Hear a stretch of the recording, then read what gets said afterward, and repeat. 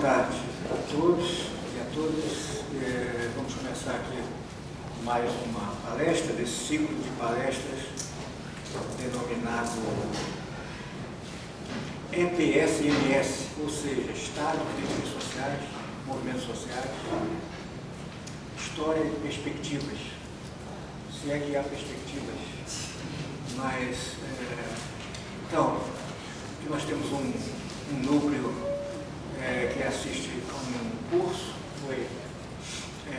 está sendo coordenado por mim mesmo e pela Beatriz Herédia, e depois nós desencadeamos aí esse ciclo de palestras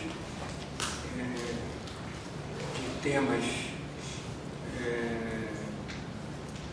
importantes, todos importantes, ou talvez esse mais ainda, dada a presença das pesquisadoras Renata Menezes, que é do Programa de Pós-Graduação em Antropologia Social, do Museu Nacional, Cristina Vital, que é uma professora CUT, do PP CUT, da Federal Fluminense, ambas especialistas em religião, mas em diferentes denominações, na diversidade constitutiva das religiões brasileiras. E aí vamos passar diretamente para elas, né? Assim, neopentecostalismo político ou religião política. Esses livros aqui depois nós vamos sortear ou vamos ver o que fazer. Bom, tem PDF, né? A gente passou o PDF. Então, para a Cristina, então, pensar nisso. Então, boa tarde a todas e a todos. Obrigada, professor Zé Sérgio, pelo convite, estar aqui, a oportunidade também de estar ao lado da professora Renata Menezes, com quem eu aprendo sempre muito e admiro, muito gosto. Bom, eu vou fazer uma apresentação hoje baseada na publicação mais recente que eu fiz com o Paulo Vitor Leite Lopes e com a Janaína Lui, que a gente lançou agora em março, fruto de uma pesquisa que foi realizada numa coordenação interinstitucional pela Fundação Heinrich Böll, o ISER e a UF. Então a gente contava com alunos e integrantes do grupo de pesquisa dessas várias instituições, e a gente tinha ali como atenção principal entender o que significava naquele contexto político a emergência da primeira candidatura confessional evangélica à presidência da República em 2014 com o pastor Everaldo. E por uma candidatura confessional, a gente está entendendo aí, como a professora Maria das Dores Campos Machado trouxe a nossa reflexão, aqueles candidatos que fazem recurso ou uso da sua lugar na hierarquia religiosa nos seus registros junto ao Tribunal Eleitoral. Então a gente já teve candidatos evangélicos, outros candidatos religiosos, claro, a esse pleito, ao executivo, tanto no estado do Rio de Janeiro quanto em termos nacionais, mas que não faziam uso propriamente do seu lugar na hierarquia, da sua identidade religiosa como um lugar que importava naquela disputa. Então a gente estava acompanhando ali a primeira candidatura confessional. E o que ela significava? Tinha toda uma aura em torno dela, sobre a qual eu vou falar aqui, embora tenha sido uma candidatura muito pouco bem sucedida, que a gente também vai ver isso, né? E eu vou abordar aqui então a respeito dessa pesquisa, que ela vem numa linha de continuidade com outro trabalho também que a gente fez em conjunto com essas instituições, que envolvia a gente pensar sobre a questão do aborto na candidatura ali no pleito de 2010 e também na questão LGBT, ali sobretudo no primeiro mandato da Dilma, que foi quando estourou aquela situação pública que ficou conhecida como combate ao kit gay, né? Que era um material didático do MEC, produzido pelo MEC, dentro de um programa maior, que era o Programa de Combate à Homofobia nas Escolas, e que foi suspenso, né? O material custou 2 milhões de reais à época, e foi suspenso esse material por uma coordenação ali de atores, nos quais os atores religiosos tinham um papel importante, mas não somente eles, vale a gente lembrar que o Bolsonaro foi um político naquela época, acionado pela frente parlamentar para conduzir, digamos assim, aquele processo, né? Depois outros atores religiosos se somam, Garotinho, outros tantos da frente parlamentar evangélica. Então, tem uma linha de continuidade de trabalhos aqui, eu vou falar um pouco sobre eles, mas enfatizando principalmente essa pesquisa aqui que está no livro, para falar de sentimentos sociais, né, que emergem com força naquele pleito e que não se dissolvem com o final dele, que tem a ver com medos sociais, nos termos aí do Wright Mills, e também dos atordoamentos que acontecem naquele pleito e que só vão aumentando ao longo desse período histórico aí político. Um outro ponto é falar sobre estratégias políticas e comportamentos públicos de evangélicos, tá? Então, dividi a apresentação assim, em dois momentos. Um primeiro que eu vou falar dessas estratégias a partir da candidatura do pastor Everaldo e um segundo momento, principalmente, desses comportamentos, tá? Mas em termos mais teóricos, né, vivemos o que Durkheim identificava como períodos frios da história, nos quais velhos ideais e divindades estariam sob ameaça de desvanecerem ou de perderem centralidade na vida social. Esses períodos frios, vistos como perturbadores existencial e moralmente aos indivíduos pelo Durkheim, né, são assim chamados porque encobririam as fontes de calor contidas na sociedade. Em períodos de transformação social e que podem ganhar uma dimensão histórica, esses medos são experimentados por diferentes grupos, pois, abre aspas, quando as pessoas estimam certos valores e não sentem que sobre eles pesa qualquer ameaça, experimentam o bem-estar. Quando os estimam, mas sentem que estão ameaçados, experimentam uma crise, seja como problema pessoal ou questão pública. E se todos os seus valores estiverem em jogo, sentem a ameaça total do pânico. Wright Mills, né? Nesse contexto de mudanças e nos períodos frios, medos podem ser manipulados por grupos de interesse com o intuito de conter processos em curso ou de conduzi-los de modo a exercerem sobre ele controle.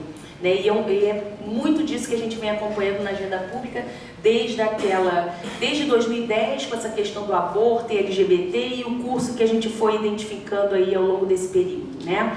Nas eleições de 2014, é um caso bom para pensar sobre esses mecanismos de exploração do medo, sobre estratégias de poder de evangélicos, não estou falando assim dos evangélicos, mas de grupos evangélicos, né? E também sobre a conformação de um perfil liberal conservador religioso, sobre o qual depois a gente pode falar no debate, não é o centro do que eu vou trazer aqui, mas a gente falou disso aí no livro também, né?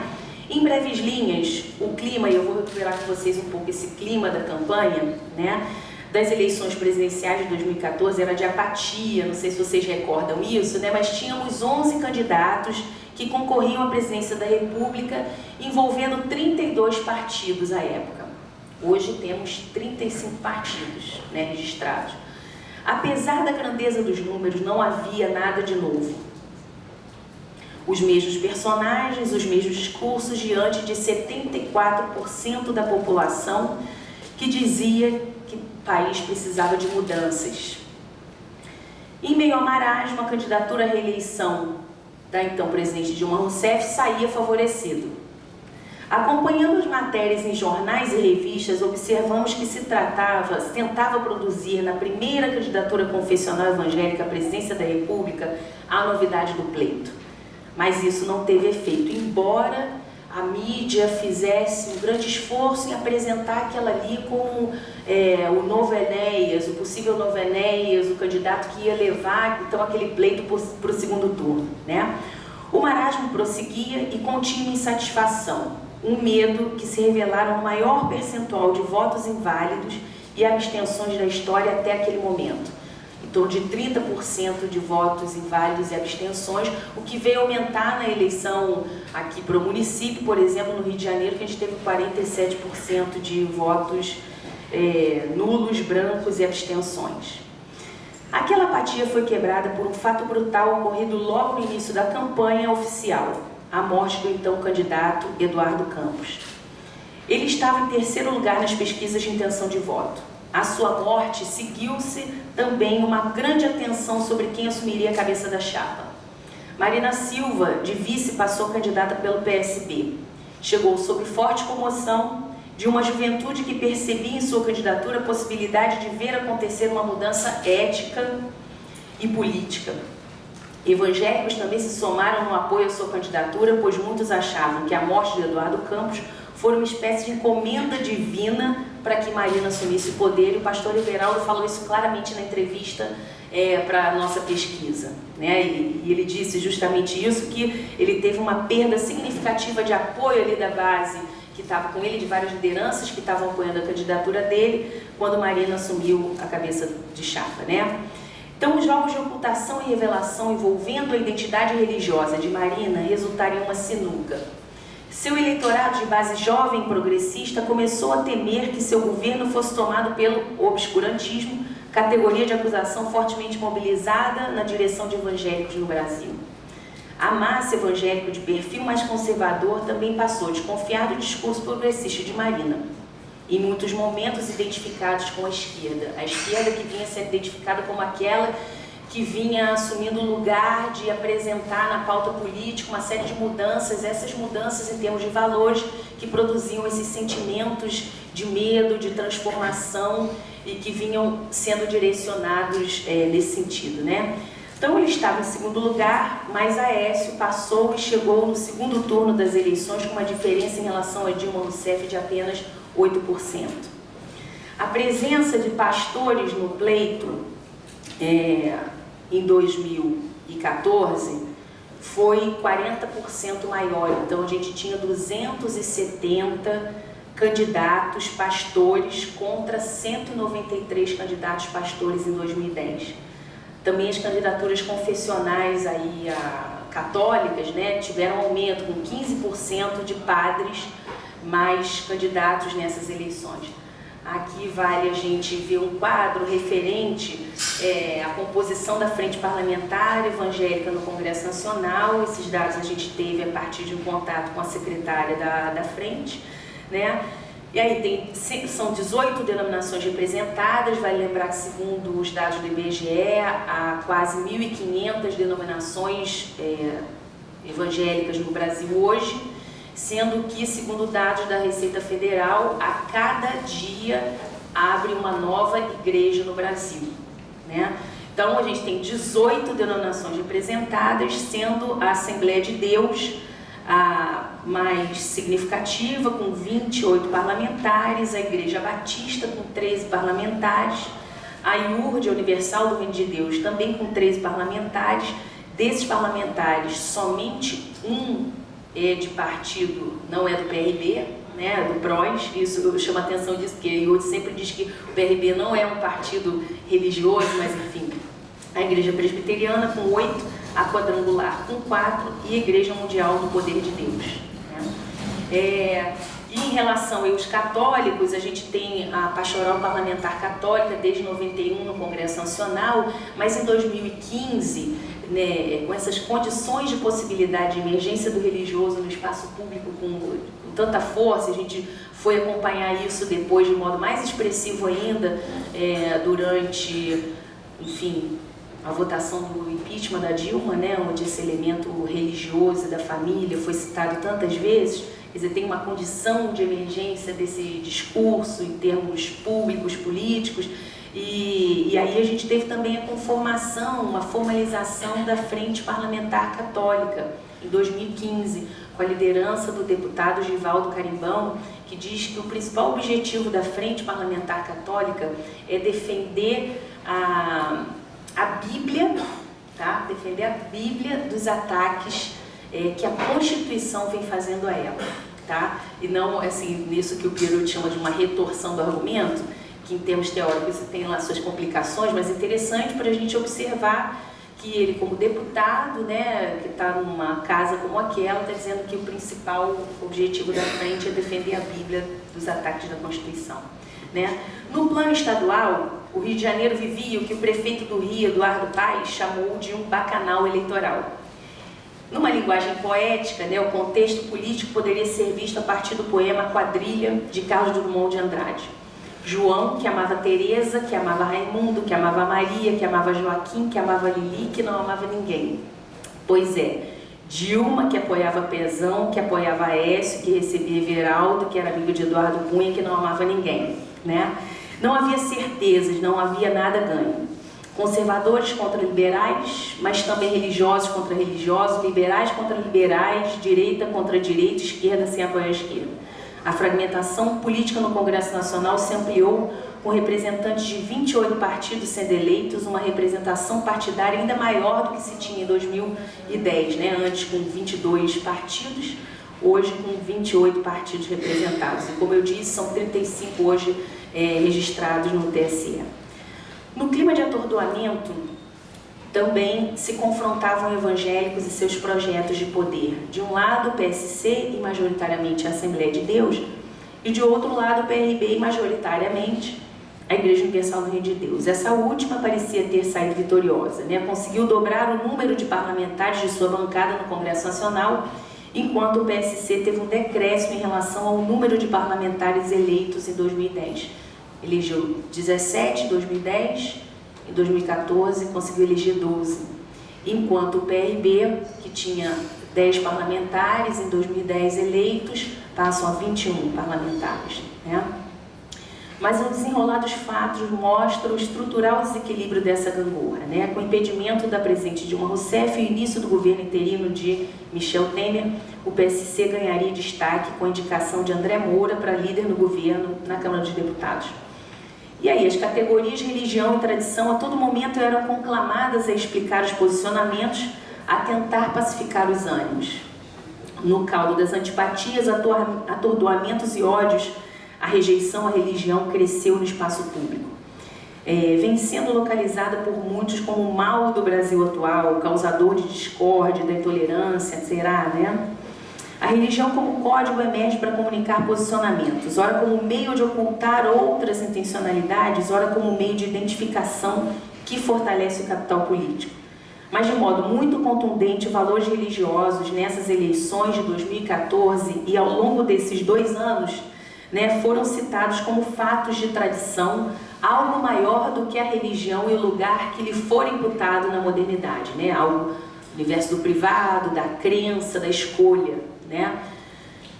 Com o fim do pleito, o atordoamento, a raiva, a indisponibilidade em relação ao diferente de si mesmo só fizeram aumentar. E aqui especificamente estou falando de condições de possibilidade de emergência pública de narrativas da guerra. De algum modo, eu as venho acompanhando, né, desde as primeiras pesquisas lá em 1996, né, em favelas cariocas, investigando as interações sociais entre religiosos evangélicos, candomblecistas, traficantes, políticos locais, ativistas de direitos humanos, e a professora Regina Novaes está aqui presente, foi minha orientadora e sempre uma interlocutora importante nesse debate, né? E as narrativas da guerra, da batalha espiritual, até a constituição e detração de inimigos públicos está em franca ascensão, né? E a candidatura do pastor Everaldo, e a gente pode falar dessa questão aí das narrativas da guerra, que eu acho bem interessante a gente pensar como esses atores religiosos têm um papel importante nessa constituição, tanto de uma narrativa motivacional, e eu venho acompanhando isso em grafites na cidade, como também dessas narrativas da guerra, tá? E a candidatura do pastor Everaldo talvez não tenha sido considerada para a compreensão dos fatos que se sucederam pós-eleições de 2014 pela derrota retumbante que ele teve nas urnas, né? Mas podemos pensar em um fio da história que conecta aquelas propostas que ele fazia na sua candidatura, né? E arranjos com a dramaticidade do que se sucedeu e vem se arrastando, né? Nesse sentido, sua candidatura vem sendo pensada por nós como, de fato, um ponto de inflexão, né? E o pastor Everaldo, que é um desses parlamentares não, mas um desses políticos que tem pouca visibilidade, talvez pública, mas que está no universo da política aí já há muito tempo. Ele foi um importante, a pedido do Brizola, ele foi um importante articulador de uma parte da base evangélica ali da Assembleia de Deus, já na primeira candidatura de Lula, né? Ele promoveu então um jantar com 300 lideranças evangélicas para apoiarem Lula naquele pleito. Ele também foi uma liderança importante em termos aí da candidatura de um dos parlamentares que compôs a Assembleia Constituinte, né, o deputado Sotero Cunha, e um político também que atuava no Rio de Janeiro junto ao Garotinho, foi secretário, teve um papel importante aqui no estado. Ele é de Acari, enfim, nascido e criado em Acari, no berço evangélico. E em junho de 2014, ele é amigo do Eduardo Cunha, né? Ele teve uma rádio com o Eduardo Cunha, que depois eles encerraram, digamos assim, essa sociedade, né? E em junho de 2014, o pastor Everaldo oscilava entre 3% e 4% das intenções de voto. O empate técnico com o Eduardo Campos no período, né? Cientistas políticos previam que Everaldo alcançaria entre 8% e 10% dos votos, né, que o teto dele então seria de 8% a 10% do eleitorado, podendo ser aquele que provocaria o segundo turno, nesse sentido, então, como eu falei no início, sendo esse novo Enéas, né? Havia muita expectativa em torno do nome dele, e algumas pesquisas indicavam que entre os evangélicos ele gravitava em torno de 11%. Em tom motivacional, o slogan da campanha dizia: fé em um Brasil melhor. A imagem projetada em sua campanha oficial mostrava o candidato olhando não diretamente para o eleitor, mas para um ângulo que fazia supor um olhar para o futuro, para uma nova direção. As cores da campanha remetiam à bandeira nacional: verde, amarelo, azul e branco. A imagem visava reforçar o que o discurso explorava incansavelmente. Everaldo seria a salvação nacional, porque sua vitória, no slogan da campanha, representaria a verdadeira mudança. Com apenas 10 dias de programa eleitoral gratuito na televisão, a intenção de votos nele caiu de 4% para 1%. E desde então não se recuperou mais. Terminou o primeiro turno em 5º lugar, com 0,75% dos votos. Sua derrocada se deve a um sem número de fatores, e vocês devem se lembrar, um deles era esse caráter lacônico do pastor Everaldo, né? Ele desenvolvia muito pouco as questões que eram levadas a ele em todos os programas e ambientes que a gente pôde acompanhar, né? Tinha também uma questão aí partidária, né? Porque o PSC ele saiu sozinho e ele não tinha palanques nos estados, assim, tinha 1 ou 2 estados que ele tinha um palanque próprio, nos outros ele ia disputando. Por isso aqui o antigo prefeito do Rio falou desse bacanal eleitoral, porque estava todo mundo no palanque de todo mundo, né? E com ele mais fragilizado ainda. Também uma dissonância aí entre um discurso liberal, conservador, religioso e a sua base, pensando não só na sua base evangélica, mas essa pesquisa do Datafolha que foi feita em 2014 com os eleitores e em 2015 com os deputados eleitos, né, identificavam como essa bandeira neoliberal, faziam perguntas que remetiam a esse universo, como ela era rejeitada pela maior parte da população, né? E engraçado porque entre os ateus a rejeição era maior até do que entre religiosos cristãos, né? Mas enfim, então tinha uma rejeição na base do seu eleitorado, além de uma inabilidade de comunicação, que tinha a ver com esse caráter lacônico, e também com uma comunicação não verbal, que eu tenho falado isso algumas vezes, né? Porque nesse trabalho a gente foi entender então que essa comunicação nossa é quase 70% não verbal, e tudo que os políticos fazem nesses cursos é justamente se prepararem de modo a conterem informações que essa comunicação não verbal transmite, que eles não devem transmitir, né? Como insegurança. E a gente também capta essas informações de modo de um campo que é do sensível, que não é muito do racional, mas que a gente capta aquelas emoções de insegurança. Então ele ficava com a boca sempre muito cerrada, segurando nas cadeiras, né, o que demonstrava nervosismo na interlocução, também uma insegurança, né, e isso era um fato importante. Outra questão foi o caso de violência doméstica contra a ex-mulher dele, que também veio a público nesse período, né. Então, apesar do fracasso eleitoral, a campanha mostrou uma articulação de evangélicos, aí, para não falar de todos os evangélicos, né, de evangélicos em torno da conquista do executivo e a demanda por um novo lugar social, de ovelhas a players. Em entrevista à pesquisa, o pastor Everaldo falou claramente sobre a importância de assumir a cabeça, porque a cabeça estava inchada. Então, na entrevista que ele deu para a gente, ele dizia, numa pergunta em relação ao interesse da Frente Parlamentar Evangélica, em torno de indicar, né, ministros, se fosse o caso dele assumir a presidência na época, qual era a relação dele com isso, ele disse, bom, a lei é clara, a indicação é do presidente da República que passa depois por uma sabatina no Senado. Nós temos que mudar é o cabeça, o presidente. Aí as associações indicam e é prerrogativa do presidente escolher entre os indicados e depois o crivo do Senado. O que precisa mudar é o cabeça, ele estava se referindo ali a Dilma, né? A cabeça está inchada. E aí, buscam então suplantar interesses denominacionais nessa articulação em torno de um projeto político, né, de poder que tem uma seta apontada para um liberalismo econômico e outra para um conservadorismo moral, né? A declaração do bispo Robson Rodovalho, da igreja Sara Nossa Terra, é clara ao mesmo tempo da reivindicação de um novo lugar, assim como de uma nova estratégia de ação política. Se antes se articulavam em torno dos legislativos e da defesa de pautas, não importando quem as defendesse, passaram a explicitar o desejo de ocupação de outro espaço na vida pública nacional. E aqui tem um fragmento dessa carta do bispo Robson Rodovalho, tá? Que eu vou ler com vocês. Já faz parte do calendário dos ministérios evangélicos o cortejo de candidatos nos anos de eleições. Da mesma forma, também já nos acostumamos, tão logo definidos os eleitos, vermos esquecidos compromissos firmados conosco em busca de milhões de votos dos fiéis que partilham da nossa fé cristã. Em 2014, no entanto, o cenário mudou. O fundamental é que neste ano os evangélicos têm a opção de uma candidatura que chega ao pleito comprometida com as bandeiras da vida e da família.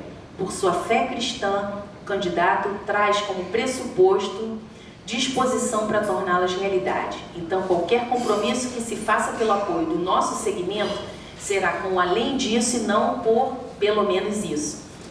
Mas a discussão que aqui se propõe depende da sua viabilidade. A candidatura do pastor Everaldo revela clara mudança de posição do segmento evangélico como player do jogo político. Suas lideranças ganham mais força e respeito para colocar os pleitos dos fiéis no programa de ação dos candidatos que decidirem apoiar. Não é mais pedir, é negociar, compromissar. Né? E a gente tem ali um movimento importante que a gente acompanha em 2016, né, com candidaturas evangélicas aos executivos municipais.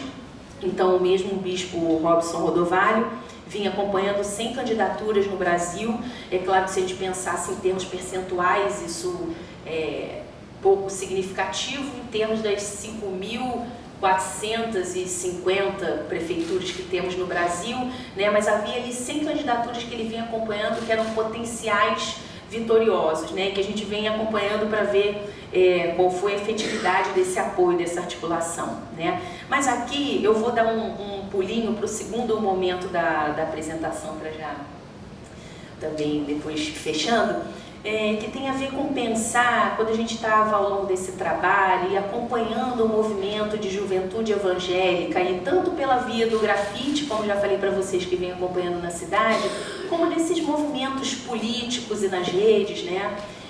Tinha uma coisa ali que informava que talvez as denominações elas não fossem mais os elementos tão importantes para a gente pensar o tipo de organização e de trabalho que se vinha fazendo hoje, né? Porque se a gente vem trabalhando sempre com essas classificações que a gente sabe que são sempre parciais, né? São sempre limitadas, porque as categorias são isso aí, a vida social é um movimento, um fluxo contínuo, e as categorias elas produzem um retrato de um momento, mas acaba que a gente vai levando elas com a gente nos trabalhos e às vezes fica um pouco assim apegado, né? E a gente vem trabalhando assim com essa dimensão das ondas do pentecostalismo no Brasil, né? Então, a primeira onda correspondia a uma certa coisa, a segunda onda, a terceira onda, então aí era o neopentecostalismo e tudo mais, o que se implicava, teologia da prosperidade. Sim, bom, há diferenças, é verdade, entre as denominações, em termos ritualísticos, em termos doutrinários, mas será que essas distinções, elas são tão significativas assim? O que significa essas distinções assim propriamente, né? Qual o sentido da gente falar hoje em neopentecostalismo, né? Do ponto de vista analítico, do ponto de vista do que está na agenda pública, é um termo de acusação entre os evangélicos e dos não evangélicos em relação aos evangélicos, né? Que a gente vem acompanhando, assim como os neopentecostais, por exemplo, nessa temática da intolerância religiosa, eles são identificados como os atores centrais desse debate, os inimigos a serem combatidos, né? Ah, não, os protestantes são legais, o pentecostal de primeira onda é legal, os neopentecostais não, esses aí são inimigos, né? Um pouco assim. Aí a limpeza que eles fazem sempre que o neopentecostal... Então, qual o sentido também analítico da gente ir trabalhando com essa categoria? Porque se a gente pensar na teologia da prosperidade como alguma coisa que rege esse universo e que marca uma diferença, poxa, mas e será que... Como é que essa teologia da prosperidade também está impactando outras denominações que são identificadas, digamos assim, com outras ondas do pentecostalismo no Brasil, né? Então, é nesse sentido um pouco que a gente tentou formular um modo de pensar comportamentos públicos de evangélicos no Brasil hoje, pensando não talvez assim nas ondas, mas pensando em elementos que têm a ver com comportamentos, uma análise assim situacional, pensando também que ao longo das nossas trajetórias pessoais ou políticas dos atores, há muitas mudanças nessas trajetórias, né? Então, pensando numa análise situacional, né, que comportamentos são esses, né? Porque a gente pensou numa formulação que tenta dialogar também na agenda pública com isso que se fala dos evangélicos hoje como fundamentalistas, né? Uma ideia que cola assim uma pauta americana de 1920, essas formulações, né? E como é que isso chega no Brasil, claro, do ponto de vista político, que é um universo onde é mais preto no branco, essas oposições binárias, elas fazem muito sentido, mas do nosso ponto de vista, como tratar isso, né? Então, muito humildemente, a gente está fazendo uma proposta de pensar nesses três comportamentos e ao invés de falar em fundamentalistas, porque movimentos literalistas existem em várias religiões e não por isso a violência envolvida no literalismo religioso, a gente pensa que talvez ações extremistas sejam um modo mais interessante de pensar a conduta de alguns parlamentares e religiosos na sociedade hoje, tá? E aqui só para chamar a atenção o seguinte, né? No censo, a Assembleia de Deus foi uma denominação que teve um pequeno crescimento aí de 2000 para 2010. Congregação Cristã teve queda, a Universal do Reino de Deus teve queda. Quem cresceu aqui foram essas outras evangélicas, que esse caldo aí que eu estava falando, de esses registros de uma por dia que na Receita Federal se apresenta, né? E aí, dá pra gente falar dessas outras evangélicas correspondendo a esses movimentos aí das ondas, né? Um pouco como é que a gente vai pensar esse segmento que cresceu de modo muito expressivo, tá? E não é porque também cresceram agora que a gente não vai dizer, é da terceira onda, porque é de agora, né? Então, o que a gente está pensando assim como essas ações extremistas, né? Pensando aí com Lady Green Alves, né, que traz essa noção para pensar um campo de debate hoje, né, no mundo, né, o fundamentalismo, o extremismo talvez seja mais interessante para pensar, porque ele diz o seguinte, que o extremismo, né, quando se atua de modo a obstruir atores sociais, isso em termos políticos a gente vem acompanhando, não só dos evangélicos, também vale a gente lembrar, né, ações extremistas para obstruir atores sociais, agendas públicas e de impor verdades de uns grupos a toda a coletividade por meio de violência moral ou física, lembrando aí que, como Roberto Cardoso de Oliveira já dizia, né, não há violência física sem que haja uma violência moral envolvida, porque se não é uma intencionalidade moral no ato, aquele ato pode ser um ato psicótico, um mero acidente. É o conteúdo moral que faz com que aquele ato seja um ato de violência, né, direcionado.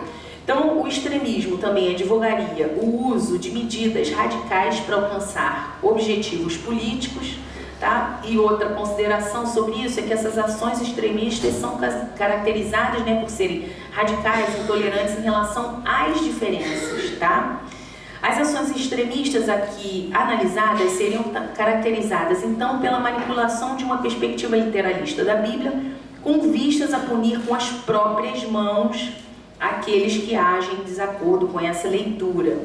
E a noção de punir com as próprias mãos, aqui utilizada, né, no livro, na pesquisa, de respeito tanto ao que materialmente pratica a violência contra o outro, como no caso do pastor que invadiu e destruiu imagens sagradas em um templo religioso de Candomblé, no Rio de Janeiro, como que incita a violência, no caso do pastor da igreja evangélica batista, né, Bíblia de Salém, de Porto Sauípe, litoral norte da Bahia.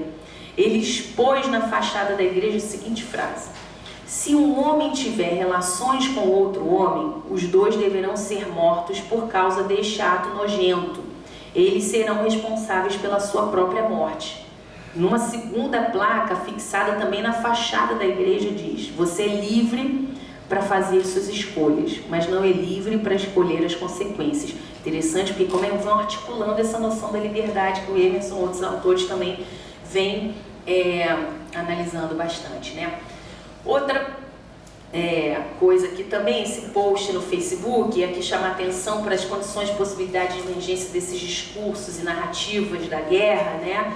É essa chamada pública aí: estou mais uma vez convocando aos homens de Deus para que juntos possamos exterminar os homossexuais travestis de nosso meio. Precisamos vencer os filhos deixados pelo demônio.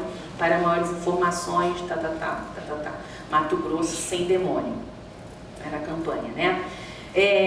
Eu tirei ali a imagem para não ficar rodando. Bom, então usamos os comportamentos como violência direta, lembrando que nenhuma violência física, tá, como eu falei para vocês, né? E além desses comportamentos acima descritos, o extremismo religioso, evangélico aí no caso, né, se revela em conluios políticos com a finalidade de fazer valer essa verdade cristã a qualquer custo, né? E a gente pode observar como é que esse comportamento ele também está sendo muito reproduzido e de modo agora bem visível na frente parlamentar católica. Todo mundo está acompanhando essas articulações no Congresso Nacional, vem acompanhando como os católicos evangélicos vêm se somando nessa agenda e como é injusta às vezes tanto a cobertura da mídia quanto a nossa própria cobertura do comportamento político desses atores, porque para lembrar que no kit gay a gente pesquisou isso, tantas pessoas fizeram trabalho sobre isso, acompanhando também o PLC 122, que é do combate à homofobia, e pouquíssima gente, eu dizer, na verdade eu não conheço nenhum trabalho que falou sobre a suspensão do material de combate à AIDS, que foi uma articulação de católicos no Congresso Nacional, e que custou também R$1.800.000 à época, e foi no mesmo período mais ou menos do kit gay, ou seja, no primeiro ano da gestão da Dilma Rousseff, que era o material de combate à AIDS na juventude, uma política de redução de danos, né? E a gente fala um pouco sobre isso também, né? Aí, passando para um outro tipo de ação, né, que seriam essas ações conservadoras, né? Talvez seja um comportamento majoritário e mais difuso, né? Mas nesse esforço, eu diria que essa modalidade de ação social pode se dar pela omissão ou pela apresentação pública do temor das diferenças. Não opera pela violência moral direta, né, mas se baseia em fatos de tradição para levar sob a aura do amor, do acolhimento e do cuidado aos ajustamentos dos corpos, tá? O acolhimento para a transformação, ao conforto da previsibilidade conferida pela tradição, né? Então, é o exemplo daqueles que se apresentam como os que acolhem o pecador e repelem o pecado, né? Então tem uma identificação moral de uma negativa, de uma diferença, mas que ela não se opera no indivíduo, né? Então eu acolho aquele e nego o pecado, né? muitas vezes silenciam diante de ações extremistas e muitas vezes ignoram ou buscam silenciar os que assumem posturas mais progressistas diante de temas polêmicos, como na questão do aborto e da garantia de direitos da população LGBT, como uma juventude evangélica vem fazendo. O professor Alexandre Brasil coordenou uma pesquisa sobre tolerância religiosa e identifica como os evangélicos, eles são os principais perpetradores desse tipo de violência, mas são também as principais vítimas, o que aponta para uma violência intra-religiosa do próprio segmento, que são extremistas, como a gente entrevistou o pastor Everaldo, que falou claramente, e eu vou falar um pouco mais à frente, que esses evangélicos que se contrapõem a eles não deviam estar no espaço público se apresentando contra, deviam estar em casa, né? Então, assim, é um silenciamento dessa outra voz dos evangélicos também. E isso na pesquisa aponta e é um dado interessante para a gente pensar. Para concluir, essas opiniões aqui também, só esse dado da Folha, que é bem interessante, que a gente vai aprendendo a pensar, mesmo a gente que está pesquisando, a gente vai nesse caldo das emoções sociais também, né? E que, assim, os protestantes, eles são mais progressistas, né? Os pentecostais, e eles são, então, os mais conservadores, os mais intolerantes, né? E na pesquisa da Datafolha dizia o seguinte, né? Em relação à pena de morte, por exemplo, 35% dos pentecostais eram a favor, 36% dos protestantes eram a favor, né? E os católicos mais ainda, tá? Já que a gente vai pensando assim que os pentecostais são os inimigos, né? O porte de arma, então essa ampliação do uso de arma, que é uma bandeira da frente parlamentar evangélica também, né? Na base da sociedade, olha aí, 27% dos pentecostais são a favor dessa ampliação do uso de armas, né? Do porte de arma. 30% dos protestantes. E dos católicos um número maior ainda, tá? E aí a pesquisa espelhada, as mesmas perguntas espelhadas para a frente parlamentar, né? Para os parlamentares no Congresso Nacional, e a gente vê aí o gap, né? Como é que os parlamentares eles estão muito mais favoráveis a essas agendas, enquanto a base religiosa é contrária, tá? Mas indo para as ações progressistas para finalizar, né, que seriam identificadas pela defesa de minorias e por uma postura crítica quanto aos comportamentos continuados e ações situadas como extremistas e conservadoras no espaço público, sobretudo no ambiente político, né? E agora eu estava até conversando numa entrevista com a jornalista Andréa Dipp, né, que é daquela agência pública, ela disse que entrevistou o Caifado, que foi agora condenado, né, naquele caso antigo lá da Caimã, na época que eu fazia pesquisa lá em Acari, ele era da Fábrica de Esperança. Aí ela disse assim, Cris, você acha que é verdade? Ele falou uma coisa tão engraçada que no meio evangélico, o pastor, ele pode assim, até como aquela pastora da igreja do Cacá, que eu esqueci agora, Renascer em Cristo, talvez, que a pastora Sônia, que foi pega, né, com dinheiro e tal, Sônia Hernandes, mas que se pegassem ela transando com o obreiro, ou se for esses casos que envolvem uma moral sexual, digamos assim, são muito mais mal avaliados e comprometem muito mais moralmente as pessoas no universo religioso do que um caso de corrupção, né? Eu concordo com ele nesse caso aí em particular, né? Bom, e os meios de ação desses grupos, né, dessas ações progressistas, em que a gente identifica muito, e é um movimento que é desinstitucionalizado também, né, a gente vai vendo, que a atuação em blogs, em sites, Twitter, né, Instagram, organização de seminários, vigílias, campanhas de conscientização, né, produzidas muitas vezes por esses coletivos de jovens e não tão jovens assim também, né.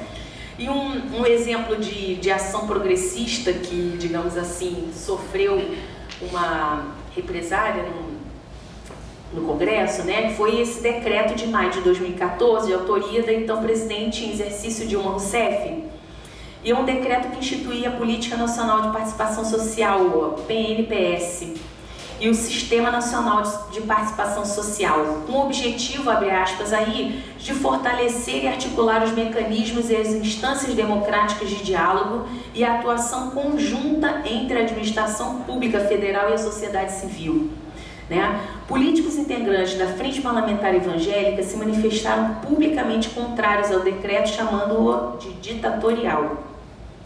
O deputado federal Haroldo de Oliveira, do PSC do Rio de Janeiro, produziu uma carta amplamente veiculada em sites e blogs evangélicos e nela ele alertava: isso ameaça, olha que interessante, a democracia, é o começo de uma ditadura.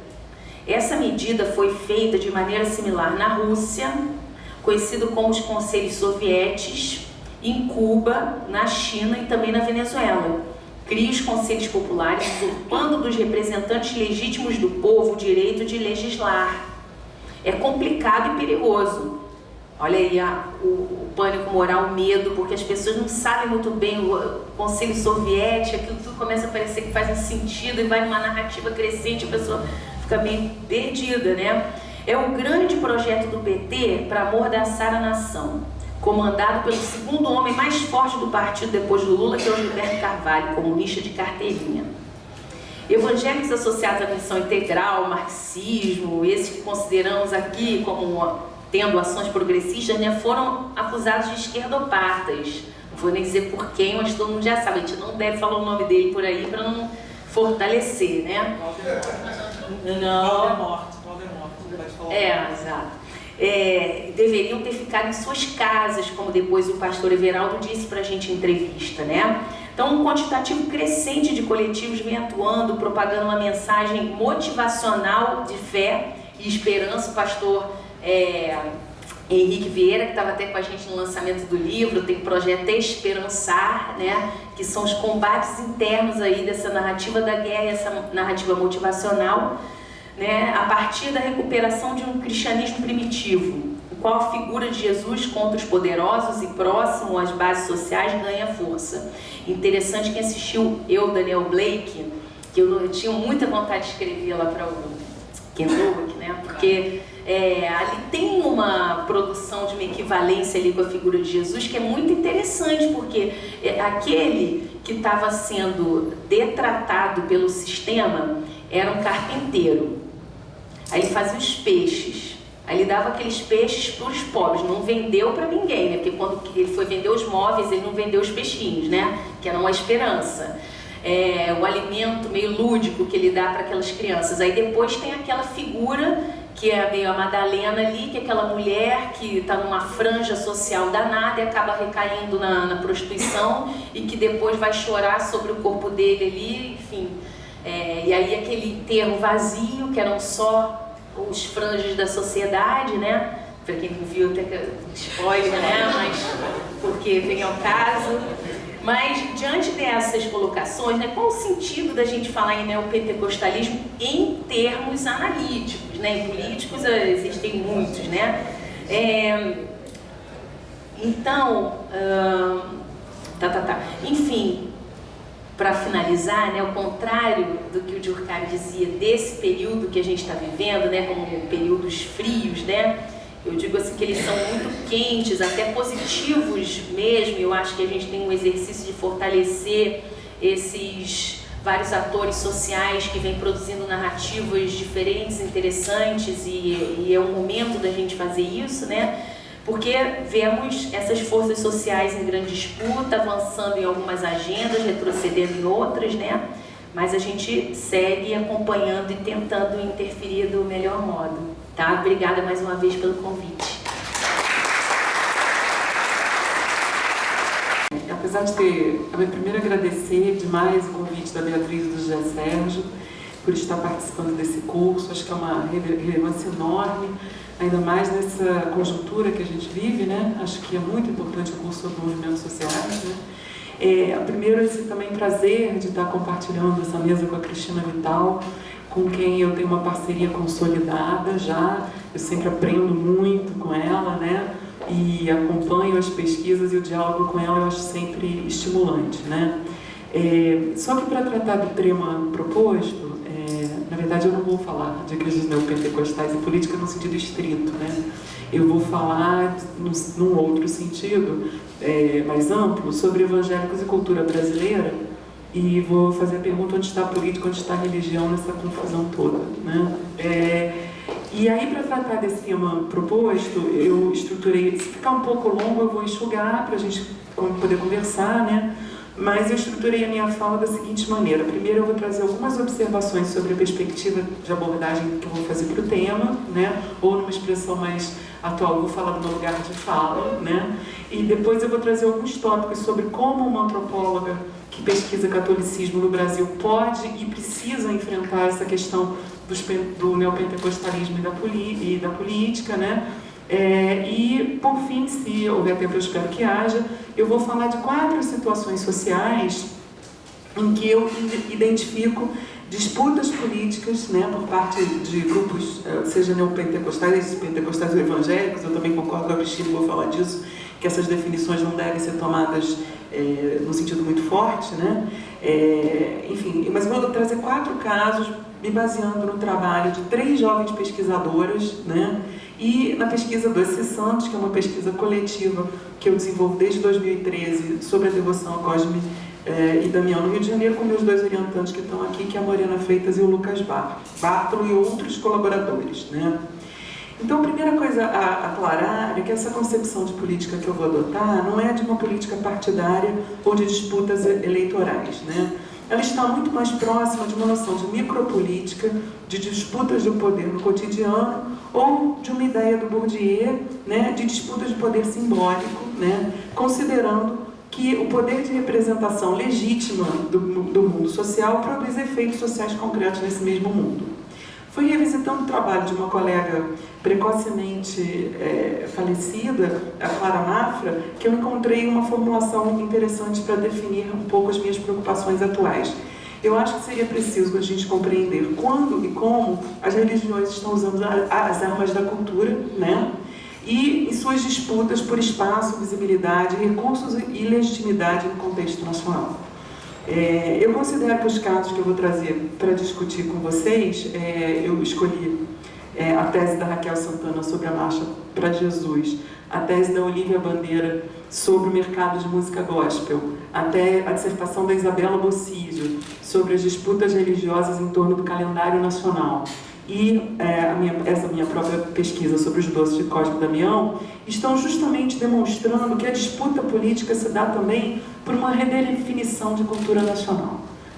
Se já há excelentes trabalhos sobre a relação entre igrejas evangélicas e Estado, ou igrejas evangélicas e sistema político, e é preciso ler essas pesquisas e dialogar com elas, e é justamente isso que nós estamos fazendo aqui, né? É preciso haver também esforços para compreender as relações entre igrejas evangélicas e as representações de povo e nação. Um outro ponto a especificar é que, embora o tema dessa mesa se refira a igrejas neopentecostais, em alguns momentos eu vou falar de evangélicos, em outros de pentecostais e mais raramente de neopentecostais. Eu vou tentar fazer isso de maneira não equivocada, isso é, eu vou tentar acionar esses termos mantendo, à medida do possível, clareza sobre o meu referencial. O problema da definição dos termos relativos às religiões é tão antigo quanto as tentativas de estudá-las. Há sempre uma decalagem complicada entre definições analíticas e definições ênicas. Entende-se que evangélicos é um termo mais abrangente do que pentecostais, porque o pentecostalismo seria um movimento surgido no início do século XX, no Brasil, vindo dos Estados Unidos, com ênfase na experiência com o Espírito Santo. Enquanto que o termo evangélico contemplaria também grupos surgidos nas reformas protestantes, mas teria que ser um cobertor amplo bastante para se estender também a mormons e testemunhas de Jeová, o que nem sempre é tranquilo, né? Quanto ao pentecostalismo, como a Cristina chamou a atenção, a literatura consagrou falar do tema a partir da noção de 3 ondas, né, que haveria, os trabalhos do Paul Freston, depois do Ricardo Mariano, vão desdobrar nesse sentido, né? Uma primeira onda que seria de 1910 a 1950, que seria da sua implantação no Brasil com a fundação da Congregação Cristã em São Paulo em 1910, da Assembleia de Deus em 1911 no Pará, até a sua difusão pelo território nacional, com igrejas marcadas pelo forte anticatolicismo, pela ênfase nos dons de língua e por um radical sectarismo e ascetismo de rejeição do mundo. Uma segunda onda, que seria que o Mariano chama de pentecostalismo neoclássico, que teria se iniciado na década de 50, com a chegada a São Paulo de 2 missionários norte-americanos, da International Church of the Foursquare Gospel, e aqui, enfim, teriam dado origem à Igreja do Evangelho Quadrangular e a outras igrejas como Brasil para Cristo, Deus é Amor, que enfatizariam muito o uso da mídia, né? E teriam se espalhado a partir do Sudeste. E haveria uma terceira onda, que teria uma origem mais carioca, né? Que já seria a terceira onda chamada de neopentecostal, e que teria surgido na segunda metade dos anos 70, que se fortaleceria nos anos 80 e 90 e teria marcado uma diferença em relação a essas outras igrejas, porque elas teriam abandonado, abrandado o ascetismo, valorizariam o pragmatismo, utilizariam muitos termos de gestão empresarial e enfatizariam a teologia da prosperidade, né? Enfim, eu estou falando porque eu estou supondo que esse grupo que está aqui hoje é heterogêneo, tem gente que já sabe isso de cor, de frente para trás, tem gente que talvez esteja vendo esse tema pela primeira vez. Mas como a Cristina, eu queria chamar a atenção de que as redefinições constantes das práticas das igrejas pentecostais e a influência da espiritualidade pentecostal em igrejas do protestantismo clássico fazem com que essa taxonomia baseada no formato de igreja, em suas práticas evangelizadoras e em sua origem histórica precise ser relativizada, né?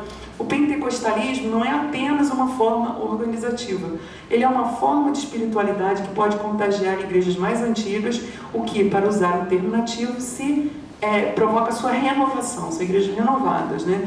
Por outro lado, outras igrejas também podem aderir à teologia da prosperidade, à teologia da batalha espiritual, né? Então, essas classificações, elas podem ajudar a gente a começar a se localizar, mas no campo elas estão sendo dinamizadas e ultrapassadas em todo momento, né? E, por outro lado, como também demonstra essa tese da Raquel Santana, que eu vou citar mais adiante, novas formas de articulação surgidas entre os pastores e entre as bases estão criando instâncias para-eclesiásticas ou supradenominacionais que estão infletindo constantemente a fronteira entre esses grupos, né? Eu acho que talvez, por exemplo, o exemplo mais clássico disso está na Assembleia de Deus, né? Quando saiu o resultado do último censo, o crescimento da Assembleia de Deus, que teria ultrapassado o crescimento da IUD, foi uma coisa, olha, um novo momento, enfim. A questão é saber, essa Assembleia de Deus, Vitória em Cristo do Malafaia, é uma igreja ainda pentecostal, ou já é uma igreja neopentecostal, digamos assim, para colocar só o problema para vocês, né? Enfim. Então, então agora eu vou falar um pouquinho por que eu, pesquisando catolicismo, posso falar, ou tenho que falar desse crescimento dos evangélicos, né? A minha aproximação se dá por vias indiretas, porque a princípio a minha especialidade é o catolicismo. Enfim, eu pesquisei aquilo que se convenciona no meu mestrado, no meu doutorado, eu pesquisei aquilo que se convenciona chamar catolicismo popular, né? Eu estudei culto aos santos, festas de santos, sociabilidade em torno de festas religiosas, etc., né? Mas retomando um argumento que eu apresentei aqui na Universidade de Colômbia no ano passado, eu acho que a gente está diante de uma situação imbricada, a gente está numa entangled situation, né? A gente tem que tentar dar conta desses grupos que se fazem presentes de forma etnográfica, a ponto de que você pensar numa análise isolada do catolicismo seria quase produzir uma situação de laboratório ou um modelo extremamente isolado que não corresponderia aos fluxos e às dinâmicas que estão passando na vida social, né? É isso que tem me feito manter uma noção de campo das religiões, embora alguns colegas estejam operando com a noção de esfera pública, espaço público, né? Porque eu acho que o conceito de campo ainda dá um rendimento, tanto por ele remeter ao Bourdieu, mas não só, também por ele remeter à escola de Manchester, não é? Que está pensando nessa noção de situação social e está pensando em relações que são de demarcação, espelhamento e conflito que a gente pode observar entre as religiões. O que eu estou querendo dizer é que as religiões, num certo sentido, estão se modulando. Elas estão se modulando umas às outras e elas estão mudando, enfim, umas em relação às outras, elas estão se olhando no espelho, estão se transformando a partir disso, né? Eu vou exemplificar a partir da minha própria experiência de trabalho. Eu tenho lidado com o tema das religiões desde os anos 90, e, como disse nas pesquisas, sobre catolicismo, né? E mais recentemente eu tenho começado a pesquisar sobre Umbanda, pesquisando sobre Cosme e Damião. Mas além dessas pesquisas acadêmicas, o meu olhar sobre o tema das religiões foi também formado a partir de uma experiência de 13 anos de trabalho no mundo das ONGs. Mais especificamente numa ONG constituída por cientistas sociais e teólogos ligados à teologia da libertação e assessorias de comunidades eclesiais de base, através da qual me aproximei de redes nacionais cristãs, de maioria católica, que articulavam fé e política. Então, fé e política para essa rede nunca foi um problema, né? Sempre foi, inclusive, um mote, né? E de redes internacionais do movimento ecumênico ligadas ao Conselho Mundial de Igrejas, tanto na escala da América Latina como na escala global, né? A partir dessas experiências, foi possível observar como o pentecostalismo e o neopentecostalismo foram se tornando presentes nesses circuitos. Isso é, tanto no circuito ecumênico, como no circuito do catolicismo de base, ou como no circuito acadêmico, houve tensões provocadas por essa novidade dos pentecostais. É isso que eu quero dizer, né? Essa novidade que, do ponto de vista acadêmico, quebrava alguns paradigmas, né? Como que a gente pode... enfim, como que essa presença quebrava uma certa noção de relação que a gente pode entender como iluminista ou evolucionista, ou ambas as coisas, né, entre secularismo e modernidade. Isso já é um tema bastante conhecido e debatido, mas isso nos obrigou a pensar as teorias da religião e do social a partir do surgimento, do crescimento dos evangélicos no Brasil, do crescimento dos pentecostais, né? Esse modo de estar no mundo que desafiava grandes narrativas, né? E entre os católicos eu pude presenciar os questionamentos sobre onde erramos, né? Para se estar perdendo terreno para um segmento cujo crescimento se revelava como ameaçador. O que implicou muitas vezes no catolicismo na mimetização de práticas litúrgicas ou paralitúrgicas dos evangélicos, para recuperar o terreno perdido, né? Enfim. Em todas essas áreas eu pude ver também, para além da surpresa com a novidade do crescimento, do surgimento e crescimento desse movimento pentecostal, né, pentecostal evangélico, a produção de uma estigmatização ou uma espécie de construção de um evangélico genérico que seria um outro, um estrangeiro na própria terra, ou ainda de maneira mais radical, parafraseando uma expressão da Susan Harding, um outro cultural repugnante que seria o evangélico. Isto é, um grupo social considerado exógeno pela forma de demarcar-se e de produzir sua diferença diante de elementos que até então eram uma espécie, diante de elementos que então os brasileiros representavam para si, para os outros, como constitutivos de uma cultura nacional, constitutivos da brasilidade. E é justamente esses elementos que os evangélicos tensionavam, criticavam, se demarcavam, né? Ou seja, o que eu estou falando é que havia um processo de não evangélicos, tratando os evangélicos, principalmente os pentecostais, como um bloco homogêneo e suspeito, né? Mais recentemente, eu pude observar de forma gritante o fenômeno de hegemonização da representação evangélica no cenário político por pastores pentecostais e neopentecostais conservadores. Isso que a Cristina está falando, né? Quem é o pastor Everaldo, né? Que essa frente parlamentar evangélica é muito mais conservadora, ou muito mais violenta do que as bases, ou muito mais radical. É isso que eu estou querendo dizer, né? Esse processo, né, tem sido apontado por amigos pastores mais à esquerda, que inclusive são silenciados e perseguidos nas suas igrejas evangélicas, né, como a captura da palavra evangélico. Ou seja, os evangélicos sentem que a sua palavra, a sua diversidade, ela está sendo capturada, hegemonizada por um grupo que se coloca como seus porta-vozes, né, tecendo alianças políticas em seu nome. Trata-se, portanto, de um segundo movimento em que os grupos do próprio segmento evangélico o homogeneizam para poder falar em seu nome, né? Esse conjunto de observações sobre essas modalidades de percepção, de tratamento da novidade, da novidade pentecostal no Brasil, vem um pouco da minha experiência de pesquisa. O que eu posso fazer agora? Mas eu acho que não vou fazer. Eu vou dizer assim para vocês. Então havia eu vou mostrar muito rapidamente isso que eu vou fazer, né? Então havia vários processos em curso no Brasil desde os anos 70, né? Muitas vezes associado com o processo de modernização conservadora no Brasil, que fazia com que houvesse uma transformação religiosa. Então a gente viu questões de trânsito, pluralização, concentração no cristianismo, etc, etc. Não vou me alongar sobre isso. Enfim, isso pode ser quantificado no censo isso aparece, e o censo se torna um objeto de disputa das religiões, né, porque elas querem que os valores do censo sejam logo divulgados e querem inserir categorias dentro do censo que possam mensurar essas transformações religiosas, porque esses números são tanto armas de luta política no Congresso, como são armas de luta política social, enfim.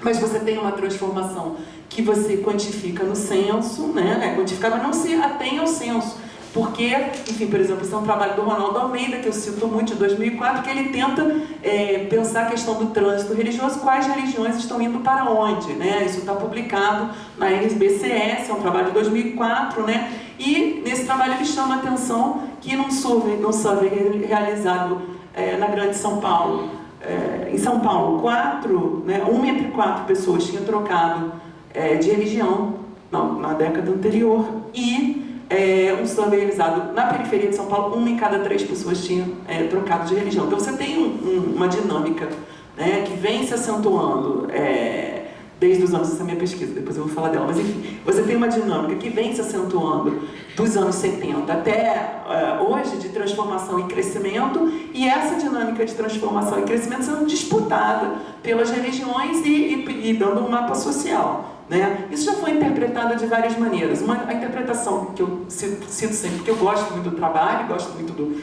das pessoas, mas quero uma interpretação que é muito característica dos anos 70, é tentar interpretar esse crescimento como um crescimento relacionado justamente a esse processo de modernização e a perda de laços sociais, que é o trabalho do Peter Fry e do Gary Hall sobre duas respostas à aflição umbanda e pentecostalismo. Então, no cenário dos anos 70, na migração campo-cidade, no processo de urbanização violenta, industrialização, teria havido uma perda dos laços sociais originários, né, digamos assim, da família, do lugar de origem ou das famílias, e essa recomposição estaria se dando a partir da troca religiosa, seja para a Umbanda ou seja para o pentecostalismo, onde se acharia novamente o sentido de comunidade, né? Ora, se esses dados para os anos 70 se revelaram ao longo das décadas completamente diferenciais em relação à Umbanda, em relação ao pentecostalismo. E aí então eu acho que a gente fazer uma interpretação do crescimento pentecostal por uma leitura funcionalista, né, de perda de laços sociais, eu acho que não basta. Eu acho que a gente tem que entender por que é essa resposta específica que está fazendo sucesso e não outra, né? Por que é esse grupo que está crescendo e não o outro? O que esse grupo tem? Não é para desmontar o grupo, não. Não é para fazer igual a Igreja Católica e tentar copiar, não é disso que eu estou dizendo. Mas eu estou querendo dizer qual é a ressonância que esse grupo está tendo para fazer eco e está conseguindo uma adesão tão grande, né? Enfim, então eu não vou me estender sobre esses dados, posso voltar a isso no debate, né? Mas o que eu queria chamar a atenção, então, de um outro ponto que eu queria chamar a atenção, quando eu estava montando essa palestra, eu falei assim, mas para que eu estou levando esses dados se quem pesquisa religião já sabe, né? E aí eu comecei a me perguntar, mas então, isso é novidade para quem? Para quem que é novidade esse crescimento pentecostal? Quem vai ficar impactado com esses dados que já são tão déjà vu para uma parte de nós que pesquisa isso, né? E aí foi muito interessante, porque eu fiquei me perguntando, mas para quem é novidade que tem muito pentecostal no Brasil e que eles estão crescendo e estão ocupando espaço público? E aí eu fiquei pensando se o que eu estava falando não era uma experiência geracional minha, né? De alguém que nasceu depois da ditadura, mas que ainda foi criada num Brasil que era marcado por uma representação de connaturalidade entre catolicismo e nação. Eu fiquei me perguntando se para os meus alunos e para as minhas alunas essa presença pentecostal ou neopentecostal seria uma surpresa tão grande, ou não seria uma coisa óbvia. Eles que vêm me ensinar quem é a Exla, o que é Reteté de Jesus e o que é Diante do Trono, e escutam isso como música cotidiana, se eles realmente não estão vivendo num outro Brasil que eu não estou conseguindo acessar, e são eles que estão me permitindo acessar isso. Então, essa minha linha de interpretação, que enfatiza a novidade evangélica, não estaria, de alguma forma, reproduzindo uma outrificação dos evangélicos, uma oposição entre eles e nós, mencionando na terceira pessoa do plural, quando eles são nós também, né? A Regina Novaes, que está aqui, aliás, você está com a sua orientadora, eu estou com o meu orientador, isso é ótimo, né?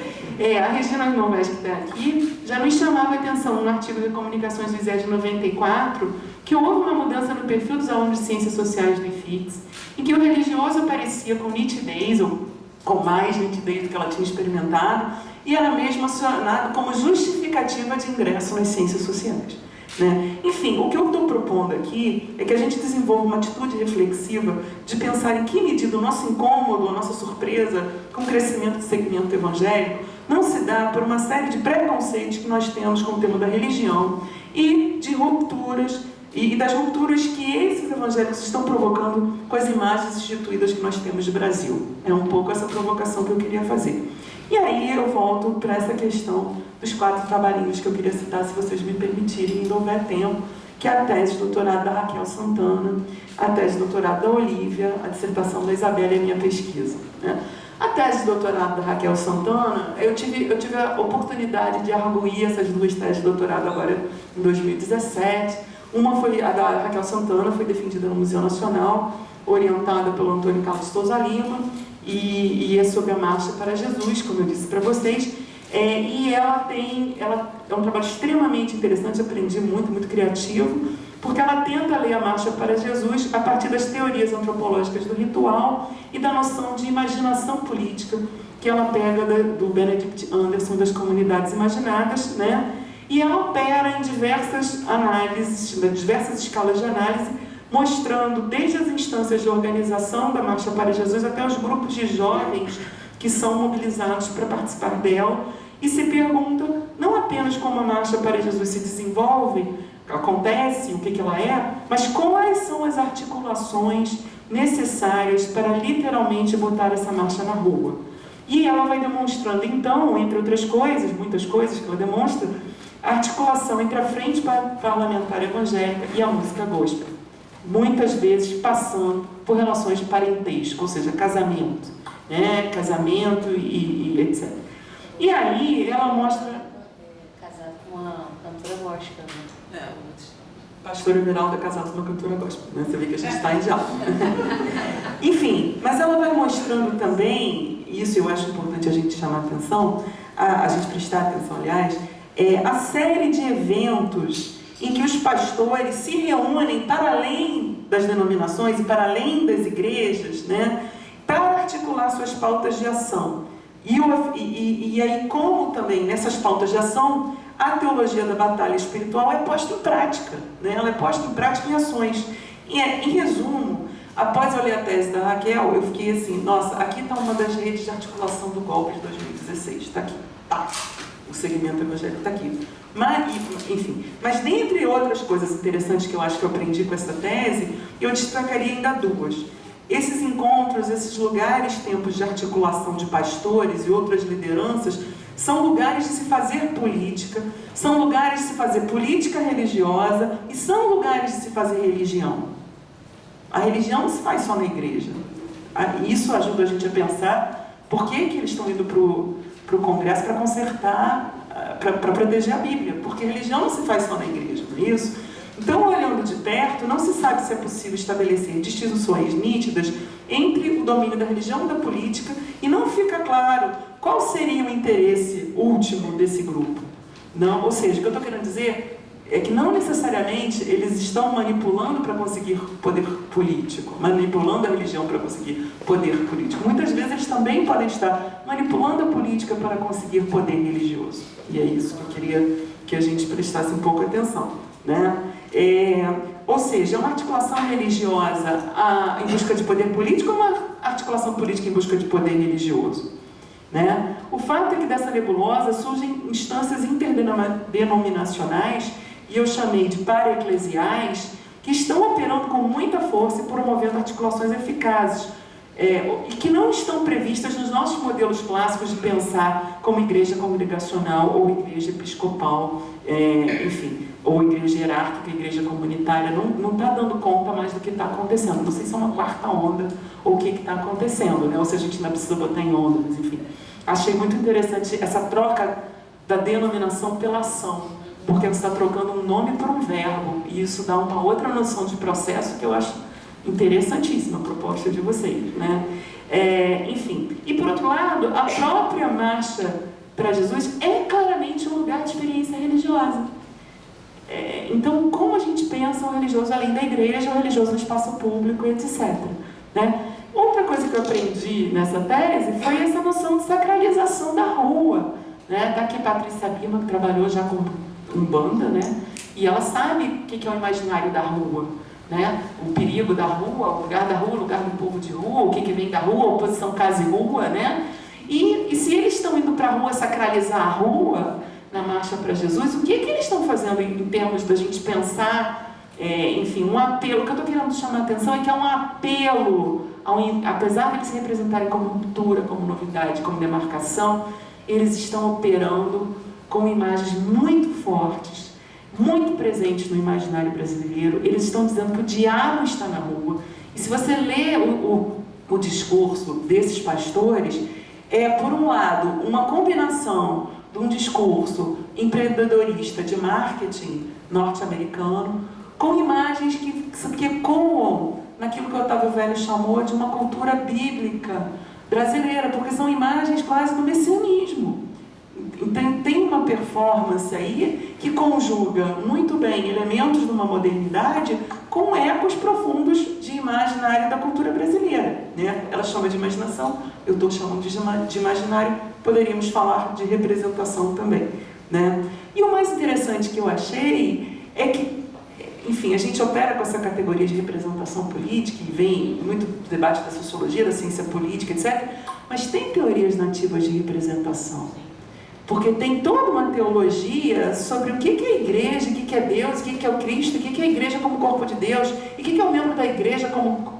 Ou seja, eu estou querendo chamar a atenção que existe um léxico nativo e teorias nativas da representação que estão deslizando do campo religioso para o campo político, não necessariamente estão significando a mesma coisa, estão se dando embates sobre a aparência de estar se falando da mesma coisa. Então tem outras noções de representação transbordando aí dos outros lados. Eu vou falar um pouco mais brevemente da tese da Olívia, não porque ela é uma tese monumental, é uma tese assim, muito bem acabada. Ela foi defendida no IFIX, sob orientação da professora Maria Macedo Barroso, e é uma tese para quem quer entender o mercado gospel primoroso, mas para quem quer entender cultura brasileira em transformação, porque está falando de nicho musical, mas é um nicho musical que mais cresce. Na crise do CD, o mercado evangélico não necessariamente está em crise, porque tem toda uma relação de comprar o disco como forma de demarcação de uma membresia religiosa, que você tem muito menos CD pirata evangélico do que CD pirata, porque é muito comum também ter coleções, né? Coleções e álbuns. E aonde são gravados esses? É um universo que eu absolutamente não conhecia, né? O que é não estou falando isso como fanismo, estou chamando atenção para a naturalização do que é o Brasil, que os pesquisadores do Brasil que moram no Brasil podem estar fazendo. Eu não sabia direito quem era, eu não pesquiso isso também, tá? Mas enfim, eu aprendi quem era a Estla, quem era a Ana Paula Valadão, enfim, a Fernanda Brum, né, os seus clipes gravados em Nova York, né, toda a movimentação que esse segmento faz de fazer clipes em Israel, né, existe toda uma análise feita como que a Igreja Universal e outros pastores e adiante do trono estão fazendo essas excursões para Israel para voltar para o cristianismo primitivo, literalmente, quer dizer, não tem metáfora nesse sentido, vão a Israel, né, ali a Terra Santa, né, enfim. Mas o que eu queria chamar a atenção nesse trabalho dela é que aí, quando eu li a tese da Olívia, eu falei assim, tá aqui a bela recatada do lar, para quem que isso faz sentido. A gente não está entendendo para quem isso faz sentido, mas isso faz sentido. E aí, também, pelo consumo desse mercado, fica claro que a música evangélica não é escutada só por evangélicos.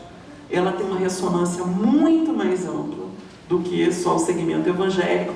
E aí a gente tem que se perguntar o que classe popular escuta, sem preconceito. sem vanguardismo, sem querer iluminar, não quero iluminar ninguém, mas chamar a atenção de como a gente está se distanciando. De repente, certos acontecimentos políticos estão pegando a gente de surpresa, porque a gente não está sabendo ouvir aonde está ecoando. Então, toda a figura da maternidade ideal, da mulher ideal, isso que a Cris falou, pode totalmente encontrar eco nessa tese. Quer dizer, muitas vezes, ontem, por exemplo, saiu, alguém tinha usado como codinome para um pastor, ontem saiu, né, uma mensagem desses subornos, que vamos tomar um vinho, né? E aí todo mundo, que absurdo, não sei o que, assim, gente, para o pastor vai ser pior tomar o vinho, né, do que pegar o dinheiro, porque vinho não pode, é álcool, agora é dinheiro. Então, assim, tem uma coisa da moralização de certas condutas, né, que aparece com muita clareza aqui, né, e um outro léxico, ou seja, é possível se viver hoje no Brasil, ouvindo 24 horas de música evangélica, vendo televisões evangélicas, né, e falando um vocabulário que a gente não vai entender necessariamente fácil, se não está socializado, porque são outras categorias, outros grupos, outras expressões que no léxico me surpreendem. Então eu acho que estudos sérios têm que ser feitos sobre isso. O que está transformando no léxico, etc. Do trabalho da Isabela, eu vou falar muito rapidamente, foi me orientando, mas só para chamar a atenção, que a tese dela foi sobre a questão da religião no calendário oficial brasileiro. Né? Foi uma dissertação, aliás, uma dissertação de mestrado, que defendida em 2014. E aí, a nossa proposta, fui orientadora, era ela pegar o Benedict Anderson também, Comunidades Imaginárias, mas pegar aquele capítulo do Censo, Mapa e Museu, e pensar que poderia haver um outro instrumento de construção de estrada nacional, que é o calendário, o controle do tempo. É o tempo oficial, o que deve ser marcado, o que não deve ser marcado. E a Isabela foi ver o que é religião no calendário oficial para problematizar a questão do Estado laico. E quando a Isabela foi ver isso, ela encontrou inúmeras disputas, tanto a nível federal quanto estadual e municipal, por feriados religiosos, seja dos evangélicos, seja dos afro-brasileiros. Quer dizer, você se legitimar dentro da cultura nacional, a partir de um feriado ou de um dia, né, a Constituição de 88 ela vai limitar o número de feriados que você pode ter no calendário dessas três esferas. Então há toda uma briga entre as religiões para ingressar no calendário, que passa por cargos do legislativo que vão fazer esse lobby, né, e que muitas vezes passa por campanhas eleitorais, né. E aí eu queria chamar a atenção que existe, eu não sei qual cargo que ele está ocupando agora, aquele Babu, que ele agora está ocupando algum cargo? O Babu foi eleito vereador no Rio de Janeiro pelo feriado dos evangélicos. Mas ele é municipal ou estadual? Estadual. Enfim, São Jorge, era o feriado de São Jorge. A questão era transformar o dia de São Jorge num feriado da Umbanda. Eu não acho que seja uma questão menor. Eu não acho, não. Eu acho que, assim, se a Igreja Católica pôde marcar os calendários e determinar o nosso tempo, eu acho totalmente legítimo que os grupos sociais queiram, de alguma forma, se fazer reconhecidos no tempo litúrgico, ou no tempo do feriado oficial, do não trabalho, para que você faça uma festa religiosa. Mas eu queria chamar a atenção que essa questão, que aparentemente é anódina, ela tem força suficiente para ser plataforma eleitoral de uma série de candidatos. E por fim, eu vou chegar na minha pesquisa dos doces santos, isso aqui são doces de Cosme e Damião, que é uma pesquisa sobre a devoção ao Cosme e Damião no Rio de Janeiro.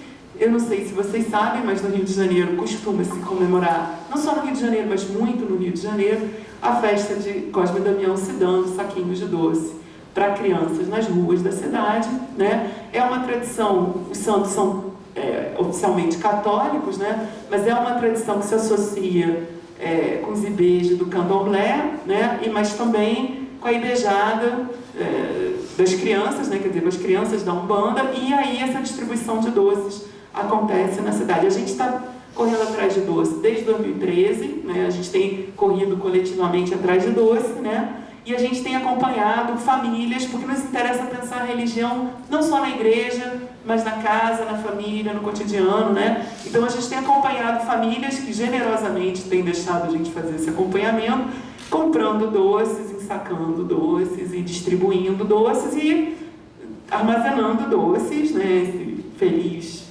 ganhador de 100 saquinhos, está aqui armazenando seu resultado. Ele tem mais 2 irmãos, não sobrou uma, a gente não, enfim, que é um Potlas urbano, assim. E uma das estratégias que a gente usou foi ter uma equipe intergeracional para poder acompanhar as crianças. Eu não posso acompanhar as crianças, os pais vão começar a me olhar meio estranho, mas eu tenho alunos que acompanharam e, alunos que se passaram por crianças e acompanharam, e os meus bolsistas de iniciação científica do ensino médio, que estão aqui, né, de uniforme do Pedro II, lindinhos, correndo atrás de doce com as crianças e fazendo relatórios para mim, dizendo como é que foi pegar doce, etc. Né? Enfim, mas também a gente etnografou a recusa dos doces. A gente está etnografando situações em que as pessoas são evangélicas e não podem deixar suas crianças comerem doce. Então, elas não deixam a criança aceitar o doce, né? E as igrejas se movimentam contra esses doces. Então, isso, por exemplo, é uma caricatura. A gente percebeu, né, que, enfim, essa é uma caricatura. A Ana, que está aí, me ajudou coletando esse material na Biblioteca Nacional. Foi dificílimo ter acesso à série completa da Folha Universal. A Folha Universal não abriu acesso para a gente, graças a Deus, existe a Biblioteca Nacional. Graças a Deus é uma palavra retórica, tá? Não se preocupem, não se preocupem. Mas, enfim, o que eu queria chamar a atenção de vocês é que a dificuldade até de conseguir fontes para fazer esse estudo, se a gente não acha que isso é importante. Se não é importante ter a Folha Universal, a gente não vai achar a Folha Universal. E grande parte da articulação que está se passando para a sociedade brasileira hoje passa pela Folha Universal. Então a Ana, coitada, teve na Biblioteca Nacional, foi atrás do setor de periódicos, e a gente conseguiu encontrar, por exemplo, essa caricatura do jornal da Folha Universal, chamando a atenção que, na verdade, por trás de Cosme Damião está o demônio, né? Então, e uma história em quadrinhos, Cosme Damião, cuidado com eles, né? Então, aqui uma historinha em quadrinhos, né? Para que as crianças não aceitem os saquinhos de Cosme Damião e vão para a igreja no dia de Cosme Damião, para a igreja evangélica, para não correr riscos com esses doces que são o demônio, né? Mas isso também sai no suplemento infantil da Folha Universal, e nesse suplemento infantil, aqui vocês podem ver, não podem ver, mas poderiam ver, né? Tem um desenho de criança de escola dominical representando Cosme Damião como demônio, né? Então, a criança já desenhou Cosme Damião como demônio. Não é um desenho, uma caricatura de adulto, etc., né? E aí, enfim, o que a gente tem visto é que uma série de igrejas pentecostais tem feito cultos e louvores no dia de Cosme Damião para as crianças, né? Para que as crianças não vão para a rua, para elas não serem enfeitiçadas com esses doces. E, por outro lado, também o que aparece muitas vezes, depois que a Igreja Universal foi condenada pela morte de uma mãe de santo em Salvador, ela, na face pública dela, ela não bota mais ataques tão claros assim, né? Então, ela faz o seguinte, ela recorre a argumentos da medicina, né? Da saúde, dizendo como o açúcar faz mal para a criança, como faz mal para os dentes, como provoca obesidade, né? E aí divulga saquinhos, enfim, divulga formas alternativas de saquinhos. Aí, nesse sentido, é muito engraçado, porque houve um ano que houve o saquinho da Bela Gil, né, que era o saquinho sem açúcar, totalmente, né? E havia o saquinho da Universal, você podia escolher versões light, né? Enfim, mas eu queria chamar a atenção que esse discurso científico, ou esse discurso da saúde, também pode ser posto a favor de um religioso, né?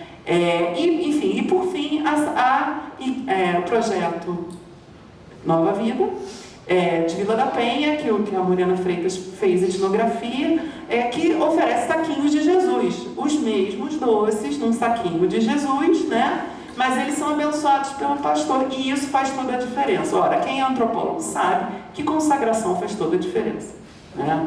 Não apenas para os evangélicos, para os católicos, se não está consagrado, enfim.